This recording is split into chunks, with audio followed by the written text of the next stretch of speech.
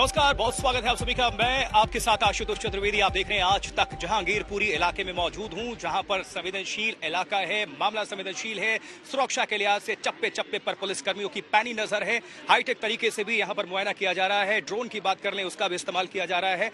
Delhi police की team तो मौजूद है ही, अर्धसैनिक बलों की टुकड़ी यहां पर तैनात हैं और लगातार किसी भी राजनीतिक अगर एंगल से हम बात कर लें तो वो यहां पर ना हो, इसके लिए भी पूरा मुस्तैदी के साथ पुलिस की टीम यहां पर तैयारी कर चुकी है। क्योंकि इसके पहले आपको बताएं कि कांग्रेसी डेलीगेशन यहां पर आया हुआ था, उनको भी बैरिकेडिंग क्रॉस नहीं करने दिया गया। आप देख सकते हैं, इन तस्वीरों को हम दिखा रहे हैं, पैरामिलिट्री फोर्स के से हमारे तमाम जो जवान हैं यहां पर मुस्तैदी के साथ लगे हुए हैं। रस्सी बांधी गई है, इसके पार आप नहीं जा सकते, चाहे कोई भी हो। मीडिया कर्मियों को भी इधर ही रोका गया है। अगर कोई सियासी कनेक्शन लिए हुए आ रहा है, उनको भी रोका जा रहा है। अगर कोई पॉलिटिकल पार्टी के लोग आ रहे हैं, उनको भी नहीं जाने दिया जाएगा, क्योंकि ये इलाका और मामला संवेदनशील है। इस तरफ भी हम दिखाएंगे, अपने कैमरा पर्सन आलोक जी को कहेंगे कि इस तरफ भी दिखाएं। आप देखिए किस तरह से पुलिसकर्मी लगातार कड़ी निगरानी कर रहे हैं, पहरा दे रहे हैं कि कोई भी इस बैरिकेडिंग के उस तरफ ना जा पाए। तो ये तो यहाँ की तस्वीरें हैं, आपको और भी तस्वीर दिखाएंगे। लेकिन चूंकि सुप्रीम कोर्ट ने स्टे ऑर्डर दिया और आज सबकी निगाहें थी सुप्रीम कोर्ट पर ही कि यथास्थिति बरकरार रखी जाए, लेकिन कोर्ट के अंदर गतिविधियां क्या हुई, किसने किस तरह से दलील रखी, सर्वोच्च अदालत ने क्या कुछ कहा, ये पूरी घटनाक्रम एक विस्तृत रिपोर्ट के जरिए आप सभी दर्शकों तक हम साझा कर रहे हैं।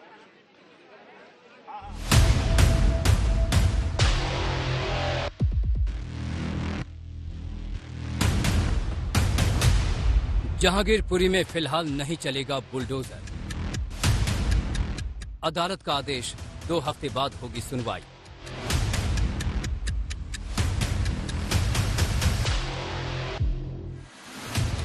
जहांगीरपुरी में गुरुवार की सुबह संभावनाओं और आशंकाओं के साथ शुरू हुई। रोजमर्रा के कामकाज को आगे बढ़ाने से बड़ी मशक्कत दुकान और मकान से जुड़ी हुई थी। हर किसी के मन में यही सवाल था कि सुप्रीम कोर्ट आज बुलडोजर को हरी झंडी दिखाएगा या लाल। उधर एमसीडी को उम्मीद थी कि कुछ ही देर में उसे अतिक्रमण हटाने की कार्रवाई फिर शुरू करने का आदेश मिल जाएगा।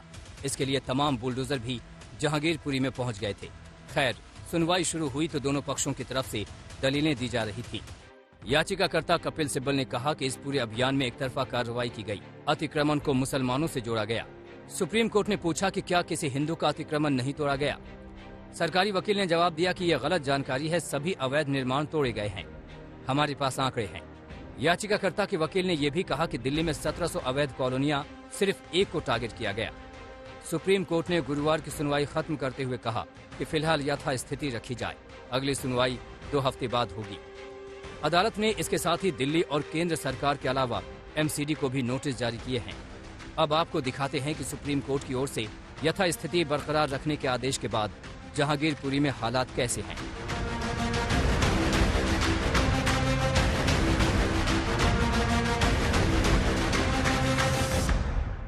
जो पुलिस बल यहाँ पर 1,500 के आसपास पुलिसकर्मी जो है वो पैरामिलिट्री फोर्सेस के जवान जो है वो तैनात किए गए थे, वो इस वजह से किए गए थे कि एमसीडी को ये उम्मीद थी कि आज जो है एक बार फिर जो सुप्रीम कोर्ट है वो इस पूरे मसले पर जो है वो उनकी बात जो है वो सामने रखेगा और उस पर कार्रवाई जो है वो हो सकती है। और उसके बाद ही यहाँ पर पुलिस जो है वो काफी हद तक जो है वो बढ़ाई गई थी, जिसके चलते यहाँ पर पुलिसकर्मी काफी हद तक तैनात किए गए थे। उम्मीद थी कि एमसीडी को कि सुप्रीम कोर्ट उनके हक में जो है वो फैसला सुनाएगा, 2 बजे के बाद फिर से यहाँ पर एमसीडी का बुलडोजर जो है वो चल पाएगा। लेकिन अब 2 हफ्ते बाद इस पूरे मामले पर जो है वो सुनवाई होगी।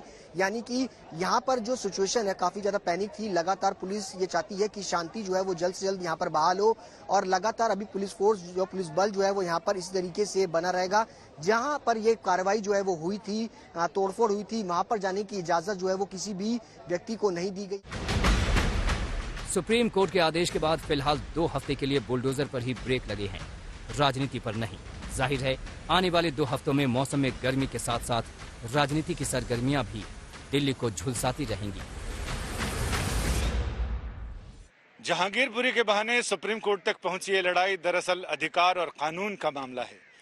नगर निगम और सिविक एजेंसीज ये कहती हैं कि वो कानून के तहत, उसी प्रक्रिया के तहत काम कर रही हैं, जबकि पीड़ित पक्षकारों का कहना है कि उनके बुनियादी अधिकारों का, जीवन के अधिकारों का, बने रहने के अधिकारों का हनन किया जा रहा है। सुप्रीम कोर्ट ने सुनवाई के दौरान यह भी कहा कि जिस तरह से उसके आदेशों की उपेक्षा की गई, दरकिनार किया गया, उसे हल्के में नहीं लिया जा सकता। ये गंभीर मसला है और इसका असर आने वाले सुप्रीम कोर्ट के आने वाले फैसले पर भी दिखाई पड़ सकता है। संजय शर्मा, दिल्ली आज तक। तो बुलडोजर एक्शन से दूर है, या यूं कह सकते हैं कि सुप्रीम कोर्ट ने फिलहाल बुलडोजर पर ब्रेक लगा दिया है, लेकिन जुबानी जंग पर ब्रेक कौन लगाए? असदुद्दीन ओवैसी अब कह रहे हैं कि जानबूझकर एक समुदाय विशेष को टारगेट किया गया, उनके मकान ध्वस्त कर दिए गए, उनकी दुकानें तोड़ दी गई। लेकिन क्या यही सच है? इसको जानने के लिए एक स्पेशल रिपोर्ट आप सभी तक हम साझा करें, जरा नजर डालें।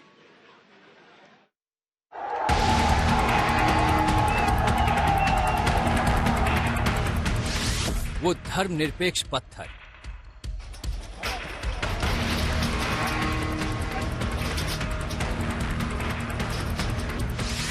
ये सांप्रदायिक बुलडोजर,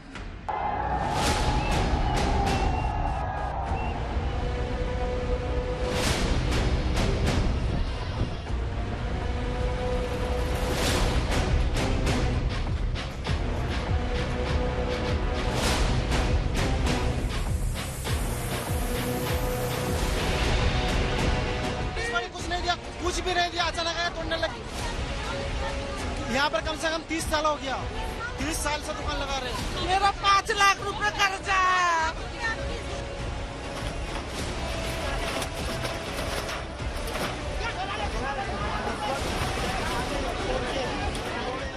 जी 16 अप्रैल को हनुमान जयंती की शोभा यात्रा पर ये पत्थर ही थे ना, पत्थर ही चले थे ना।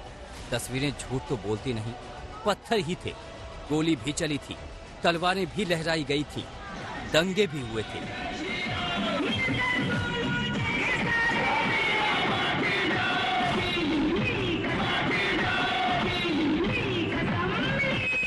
मगर खुद को धर्मनिरपेक्ष कहने वाला धड़ा इन सबको ऐसे बता रहा है जैसे उन पत्थरों पर राम, हनुमान, ईश्वर, अल्लाह, ईसा, मूसा सबके नाम लिखे थे।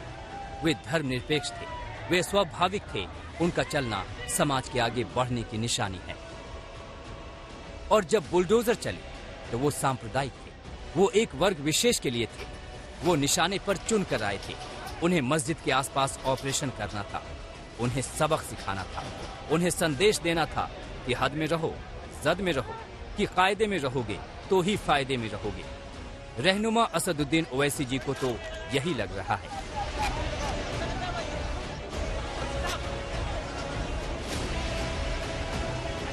बुलडोजर चलेगा तो अंसार पे चलेगा, अजय टेनी पे नहीं चलेगा।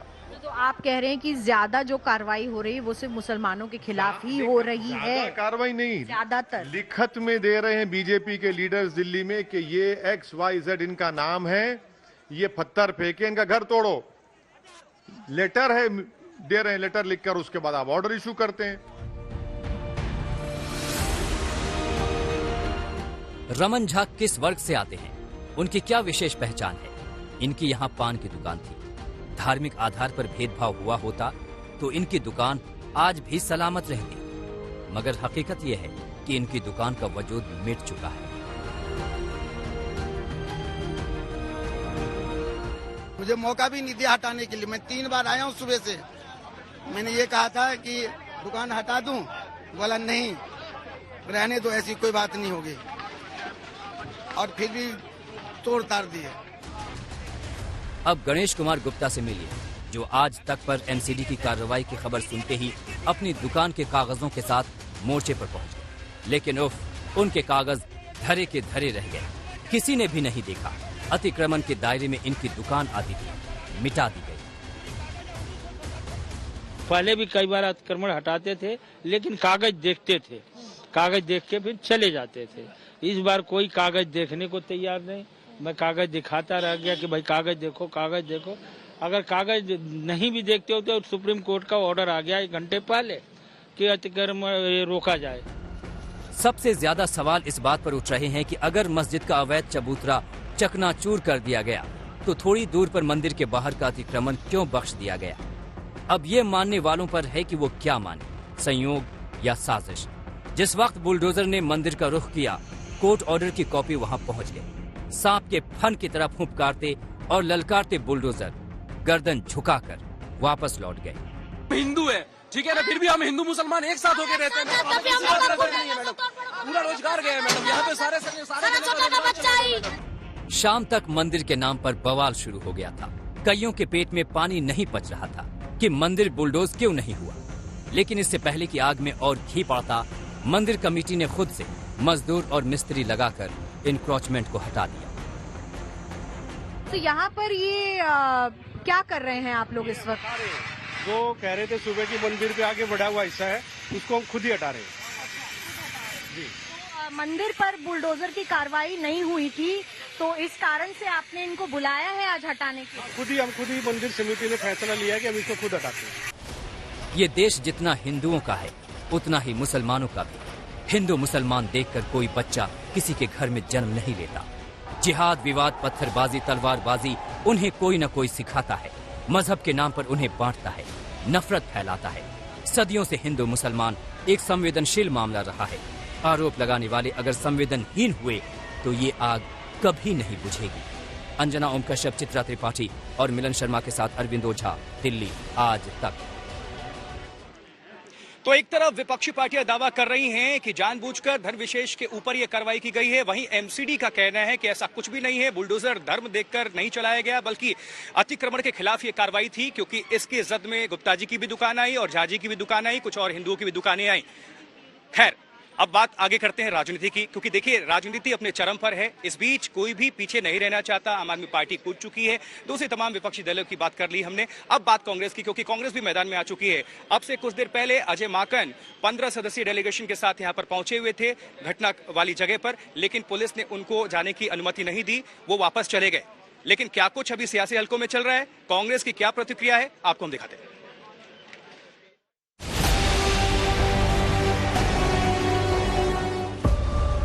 जब लगा बुलडोजर पर ब्रेक, तब हटा कांग्रेस की गाड़ियों से ब्रेक। जहांगीरपुरी की गलियों में कांग्रेस का डेलीगेशन। कल तक इस पार्टी के नेता सिर्फ ट्विटर पर विचरण कर रहे थे। गलियों में आने का मन तब हुआ जब सुप्रीम कोर्ट ने बुलडोजर पर ब्रेक लगा दी।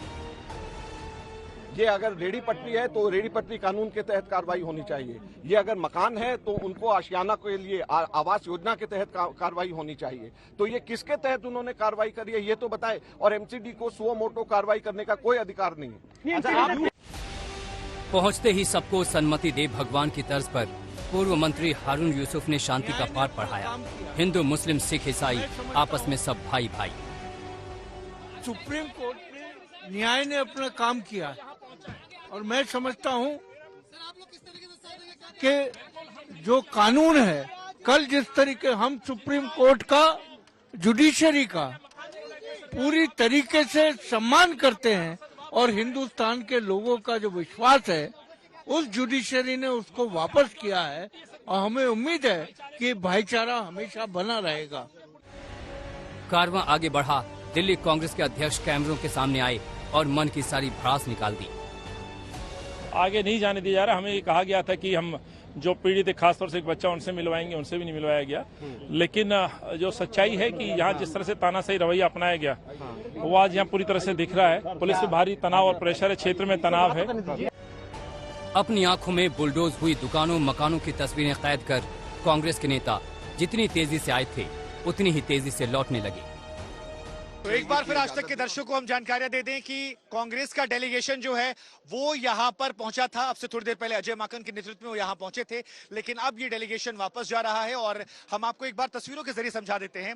कांग्रेस का डेलीगेशन जो है वो इस रास्ते से आता है। अभी भी अगर आप कैमरा ऊपर करेंगे तो देखिए वहां पर आपको डेलीगेशन जाता हुआ नजर आ रहा है। तो वो दूर जो है वो तस्वीरें जो नजर आ रही हैं वो कांग्रेस के डेलीगेशन के जाने की है, क्योंकि ऐसा लग रहा है उन्हें इजाजत नहीं दी गई है। वो डेलीगेशन यहां से आता है। दिल्ली में आज गर्मी कम है, लेकिन कांग्रेस के नेताओं ने सियासी गर्मी बढ़ाने में कोई कोर कसर नहीं छोड़ी। शुभांकर मिश्रा, सुशांत मेहरा के साथ आशुतोष, दिल्ली आज तक।